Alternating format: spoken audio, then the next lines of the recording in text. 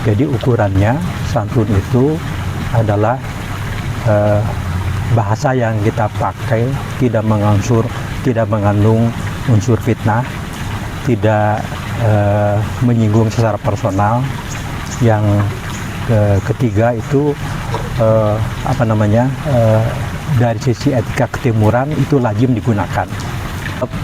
Problem yang terjadi sekarang itu kalau bisa diminimalisir ya, peran dari netizen itu, karena secara institusional lembaga yang punya otoritas melakukan fungsi kontrol, melakukan fungsi kritik itu tidak fungsional, yaitu dewan.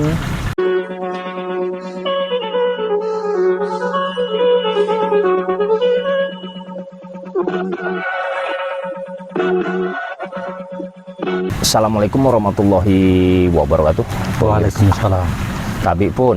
Ya pun. Pemirsa Gun Santok, kembali kita di program acara Gun Santok. Kali ini saya bersama dengan tamu saya, Pak Dr. Syarif Mahaya dari FISIP Unila, dan kita akan menyikapi soal santun dengan bukan beberapa versi ya. Soal santun, kita menyikapi santun untuk ke siapa dan bagaimana harus kita lakukan.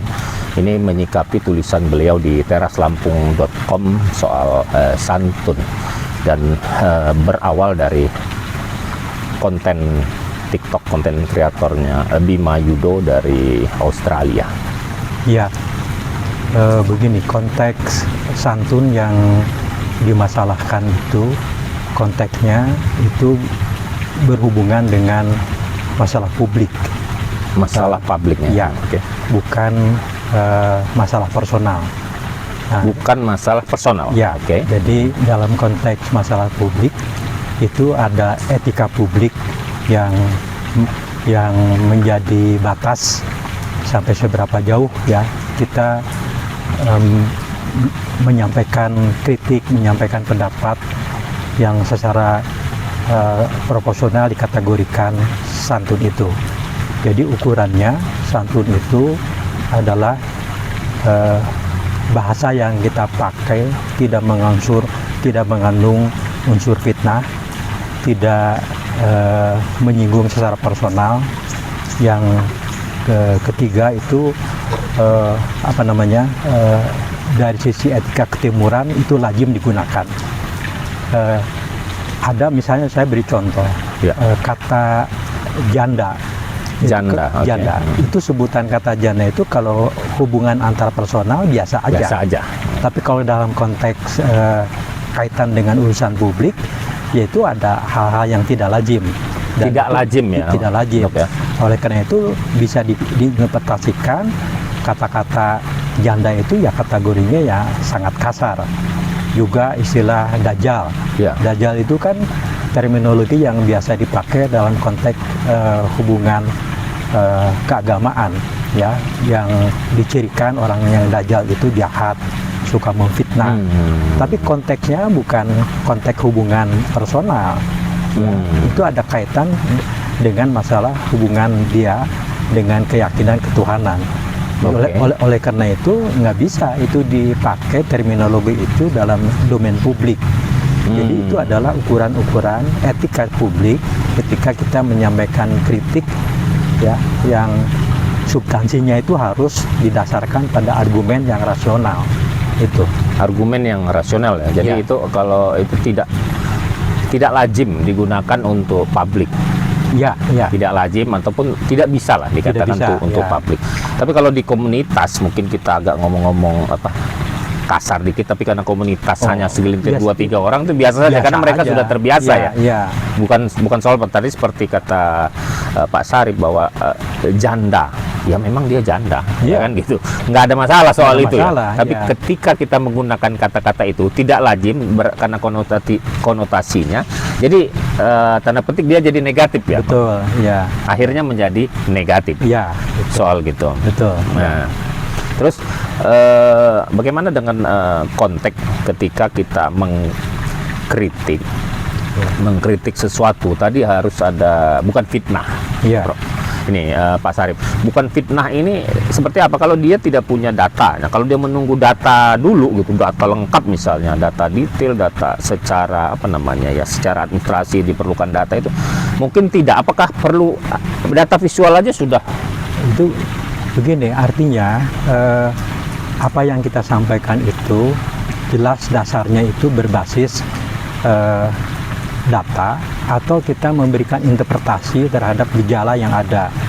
Saya kira nggak ada masalah, tetapi prinsip dasarnya bahwa apa yang kita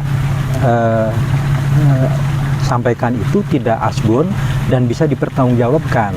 Ya, argumen kita itu adalah kaidahnya seperti itu.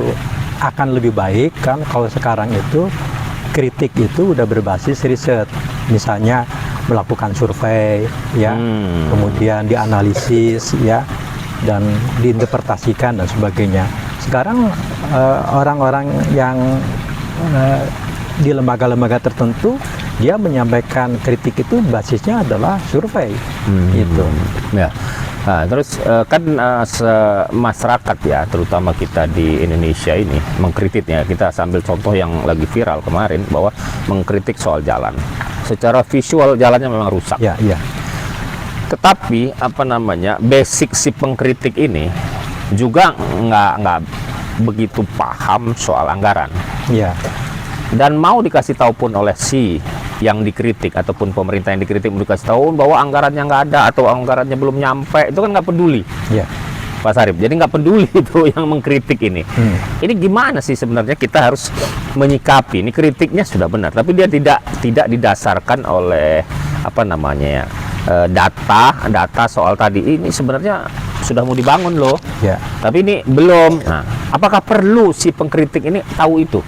Jadi gini, masyarakat, apalagi masyarakat lapisan bawah, itu tidak mau terjebak pada persoalan-persoalan teknis. Mereka tuh taunya jalan rusak, dibetulkan, selesai urusannya. Nah, persepsi masyarakat seperti itu yang seharusnya ditangkap oleh pemerintah. Jadi logika pemerintah itu harus mengikuti logikanya masyarakat. Jangan kemudian Mengklarifikasi soal itu. Pemerintah punya logikanya sendiri yang nggak ketemu ya, Prof. Karena beda ya. Beda itu. secara sudut pandang ya.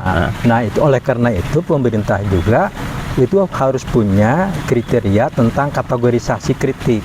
Sorry.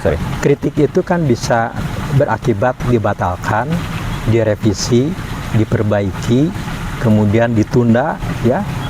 Itu sekarang jalan rusak itu kategorinya apa? Tidak mungkin itu misalnya ditunda, karena itu adalah kebutuhan dasar dan kebutuhan mendesak. Apalagi jalan utama ya. Makanya ya konsekuensinya harus dijanjikan aja akan diperbaiki ya oleh pemerintah. Tidak perlu berargumentasi yang dalam lain. Ya itu. Jadi harus kita pisahkan, kritik itu satu harus diterima kritiknya. Ya.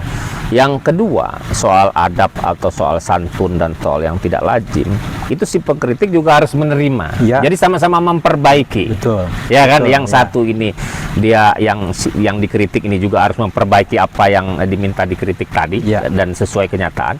Nah, yang mengkritik juga harusnya memperbaiki juga. Iya. Ya. Cuman itu memang ada formulanya. Itu dalam struktur argumen kebijakan itu biasanya akan terjadi pertarungan antara yang membantah dengan yang membantah dan yang mendukung. Ya, kalau yang membantah itu lebih tinggi daripada yang mendukung, maka berarti dia itu harus diakomodir. Sebaliknya, ya kalau misalnya yang membantah itu sedikit, ya pemerintah bisa bukan mengabaikan, ya, tapi cukup ditambung aja aspirasi. Saya beri contoh, ya, itu kasus yang dibangun Masjid Raya di Enggal, ya itu kan muncul pro kontra. Ada yang setuju, ada yang tidak. Setuju. Tapi logikanya lebih banyak yang setuju daripada yang tidak setuju. Akhirnya tetap dibangun. Jadi formula yang membantah dan yang mendukung itu menjadi ukuran apakah substansi kritik itu akan diterima atau ditolak. Itu saja ukurannya. Artinya begini, pemerintah punya perjalanan sendiri untuk membangun atau memperbaiki suatu infrastruktur. Ya, Dari musrenbang tentunya ya, betul. Pak Sarip, dari musrenbang terus ke atas. Ya. Itu polanya pemerintah. betul. Dan ini ada pola publik Ya, yang sudah tidak bisa kita tahan-tahan lagi seperti dulu yang kita hanya mengenal TV dan radio. ya, ya. Sekarang per detik kita sudah bisa Betul, lihat iya. apa yang diprotes orang, apa yang tidak disukai orang. Iya. Artinya di sisi pemerintah juga harus melihat ini, terlepas dari itu adab jelek atau apapun, ketika mengkritik itu dilihat dulu dari sisi apa yang dikritik. Betul. Ya, Pak Sarip, Iya. jadi lihat dulu itu tadi keseimbangan antara mendukung Dan yang dan menolak. menolak itu juga harus dilihat. Betul. Dan cara menjawab juga harus dilihat. Kalau Betul. ingin dijawab, kalau Ya. tidak diam saja kan gitu ya. Betul, Nah, ya. jadi ini sangat penting bagi seorang pejabat publik dan struktur organisasi di dalamnya untuk belajar berkomunikasi juga tentunya ya, Pak Sarip ya. Betul. Jadi Ya. tambahan komunikasi ini sangat penting di dunia saat ini ya, Prof ya. Penting. Ya, Pak Ya. Sarip ya. Iya, iya. Jadi Apalagi di dalam dunia sekarang yang berbasis media sosial, Ya. IT dan sebagainya, itu harus informasi itu menjadi liar. Ya, Orang ya, ya, sekarang mau mengkritik, nggak perlu diedit, nggak perlu dihaluskan dihaluskan, bahasanya. ya asal masuk aja udah. Itu. Ya, jadi kalau si pengkritik itu nggak intelek atau nggak berbobot ataupun kemampuannya asal, ya nanti juga terbukti seiring sejalan ya. Iya. Ya kan gitu, akan dibuktikan gitu. Itu Ya. bukan domainnya si pemerintah lagi, Iya. itu domainnya masyarakat publik atau netizen yang menghakimi. Betul. Hanya saja Iya. itu memang dari sekarang harus ada pendidikan kepada masyarakat, ada edukasi, Edukasi, agar masyarakat juga terdidik di dalam hal mengedukasi kritik itu. Artinya jangan asal jeplak, asal ngomong bahasa kasar dan sebagainya. Tetap kriteria-kriteria yang menjadi kearifan lokal itu tetap itu harus ditampilkan. Karena kita orang timur juga Orang ya, timur. orang Indonesia, Ya. dan dari zaman dulu tuh kita Ya, santun dan gitu kita ya. udah terdidik dengan itu. Dengan itu, jadi Ya. jangan dihapuskan soal itu, Oh, jangan. walaupun generasi makin modern dan Ya. kita punya nilai positif yang satu itu, yang santun itu di dunia ya harus tetap Betul. kita pegang teguh ya gitu, Pak Sarip ya. Apalagi sekarang harus diakui bahwa yang menduduki jabatan strategis di kekuasaan itu masih zamannya lama, zaman generasi lama. Ya, baik di eksekutif maupun di legislatif. Lahirnya. Ya, sekarang yang menduduki jabatan-jabatan strategis dari menteri, presiden, gubernur itu mayoritas adalah produk Ya, masih produk lama. lama. Yang Jadi- bajunya ganti aja kali. Ya, betul. Tapi dulu dia belum pada top pimpinan ya, masih di Belum, bawah, tapi masih dia di ngikut bawah. di produk itu ya. Di produk itu. Gitu. Dan, Ya. dan kemudian yang selama 32 tahun Pak kita Harto. dibungkam, tidak Ya. boleh ngomong, tidak boleh beroposisi, tidak boleh mengkritik, sekarang dibuka, ya kemudian menjadi liar, tidak terkontrol. Ya itu konsekuensi Nah, kondisi sekarang. soal edukasi, Pak Sarip, bagaimana kita mengedukasi masyarakat media sosial ini? Ya, Netizen lah, kalau Ya. saya menganggapnya netizen, mengedukasi. Karena dia ada kelompok-kelompok yang memang kerjanya jadi buzzer. ya, Ada tukang, pokoknya si anu jelek aja gitu. Betul. Atau pemerintah lah, kita anggap Ya. kategorinya pemerintah aja jelek karena dia adalah lawan politik si pemerintah. Nah, jadi edukasi ini seperti apa, Ya. Pak Sarip ini? Itu kan regulasinya sudah ada, tinggal bagaimana itu diberlakukan secara adil dan tidak memandang siapa di balik mereka itu. Undang-undang ITE itu kan itu sudah diatur, tidak boleh apa namanya itu memfitnah, Terus ya mencemarkan nama berita hoax. baik dan Iya. sebagainya, berita hoax dan sebagainya. Kan itu bagian dari etik ya untuk menyampaikan pesan kepada publik. Pakai aja standar normatif seperti itu, penegakan itu. Nah, tadi yang disampaikan Pak Ferdi, saya juga lihat di Twitter itu kata-kata yang yang kasar, kemudian tidak bagus lah untuk yang memang sengaja dan memanasi sifatnya personal, itu ya seharusnya dikenakan sanksi itu, dan itu tidak diberlakukan. Ya, artinya agar ada perubahan, Ya. kita mengedukasi tanpa sanksi nggak Ya. bakal dijalanin. Iya, betul. Ketika kita mengedukasi, terus ada ya pelanggaran undang-undang, misalnya undang-undang ITE, tapi tidak pernah ada yang mendapatkan hukuman, hanya kata maaf, Ya. pasti akan terus-menerus dilanggar ya. Ya, betul. Nah, kemudian artinya saya tangkap dari Pak Sarip bahwa edukasi ini tetap harus berjalan dengan cara apapun yang dilakukan tentunya oleh pemerintah ya. Betul. Nah, pemerintah atau ada orang yang relawan atau apa yang concern di bidang Ya. seperti itu, dan edukasi itu adalah mencakup juga sosialisasi undang-undang Ya, agar orang juga tahu, kan selama ini juga belum tentu tahu itu. betul. Pak Jadi, Sarip. saya ingin menjelaskan sedikit problem yang terjadi sekarang itu kalau bisa diminimalisir ya, peran dari netizen itu, karena secara institusional lembaga yang punya otoritas melakukan fungsi kontrol, melakukan fungsi kritik itu tidak fungsional, yaitu dewan.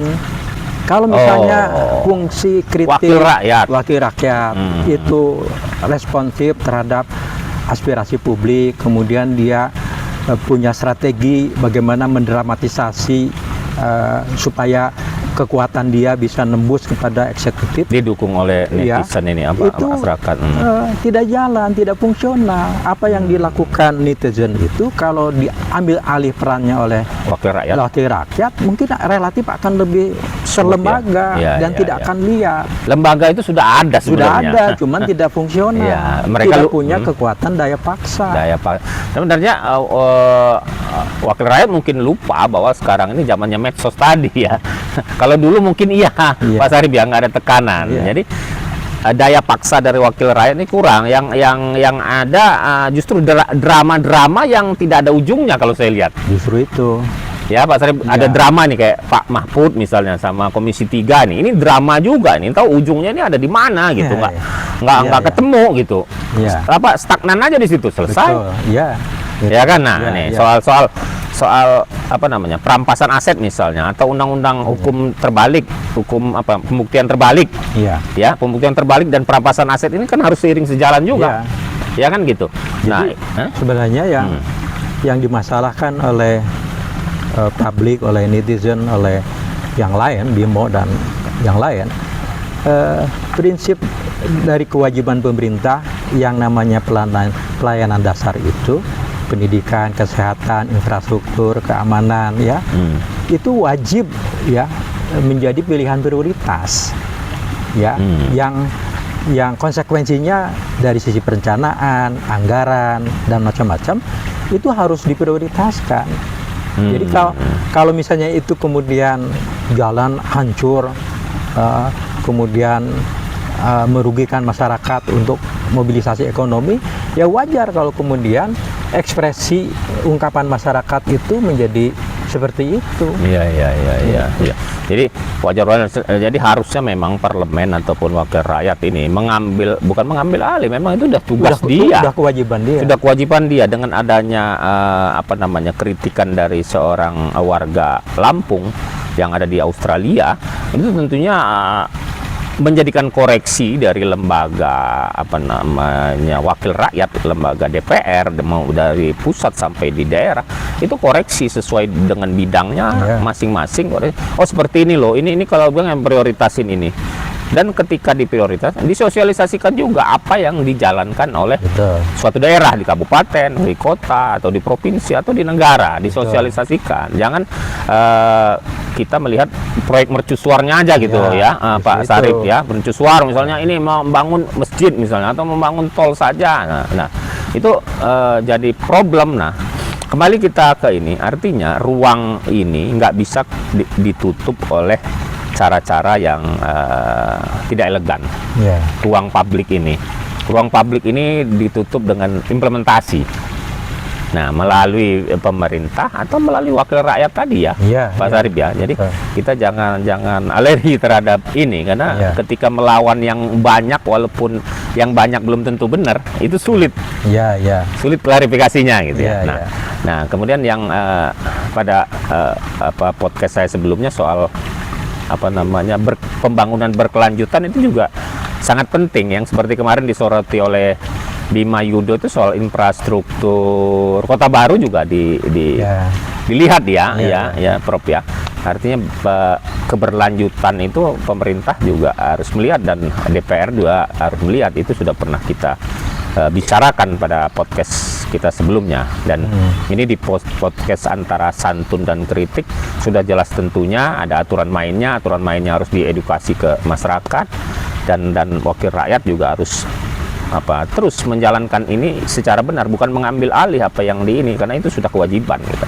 Ada lagi Prof ini, ada Pak Sarip yang perlu kita ini Ya, sampaikan.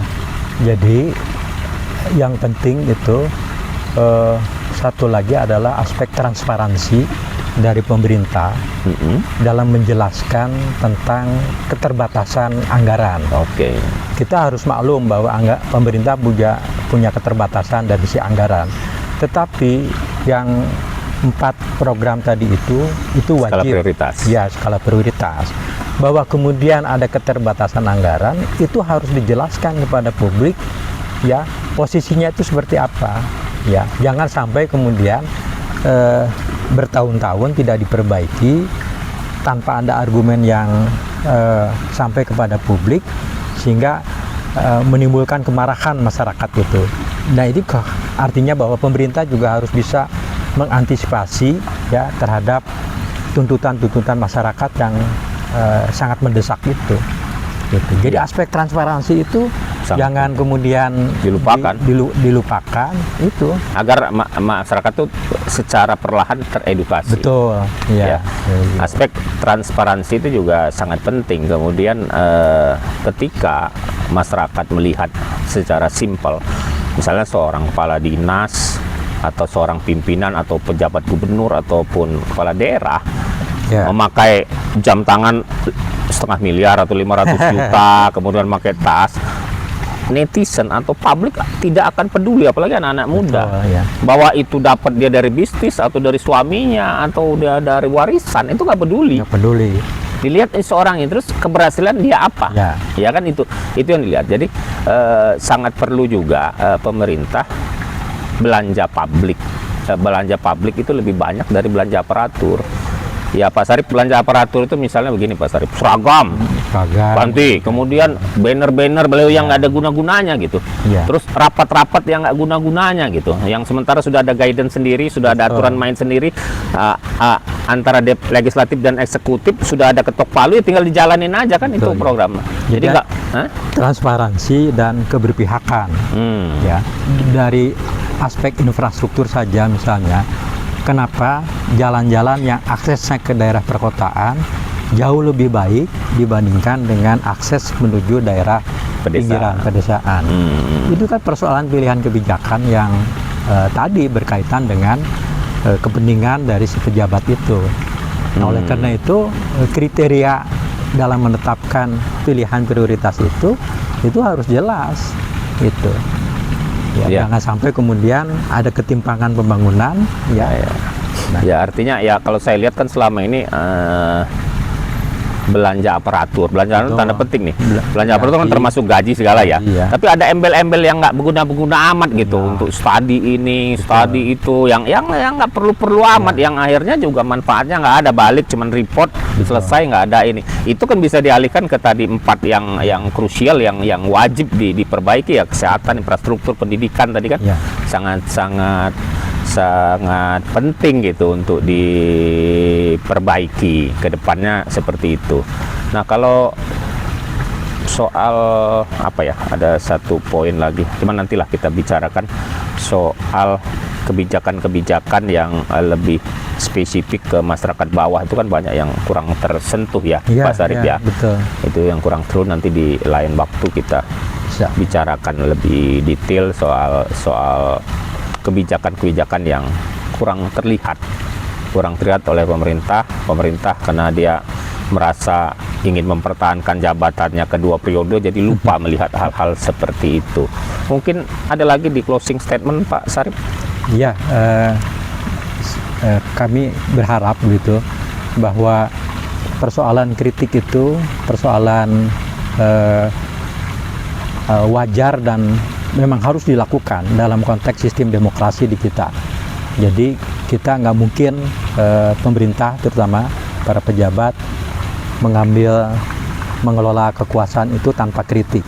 Jadi kritik itu menjadi keniscayaan dan sikap pemerintah itu adalah bukan menghanguskan kritik atau mempunahkan kritik, tapi dia harus bagaimana kritik itu menjadi umpan balik ya dari masyarakat untuk perbaikan kebijakan dan pembangunan yang lebih baik tentu ke depan.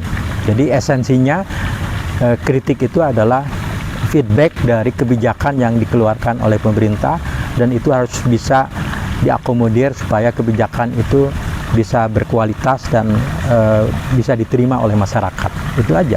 Oke, terima kasih Pak Sarip Sama-sama, atas ya. beberapa pendapat di bincang kita kali ini. Pemirsa Gunsantok, banyak yang bisa kita ambil kesimpulan antara kritik, antara santun, dua-duanya harus berjalan, dan edukasi terhadap masyarakat juga harus berjalan, dan paling penting adalah hukum. Jadi undang-undang itu harus diterapkan, jangan hanya kata maaf saja yang dijalankan. Ketika kata maaf selesai, orang akan mengulanginya kembali. Ya. Jadi mudah-mudahan bermanfaat talkshow kita kali ini. Wabillahi taufiq wal hidayah. Wassalamualaikum warahmatullahi wabarakatuh. Waalaikumsalam warahmatullahi wabarakatuh.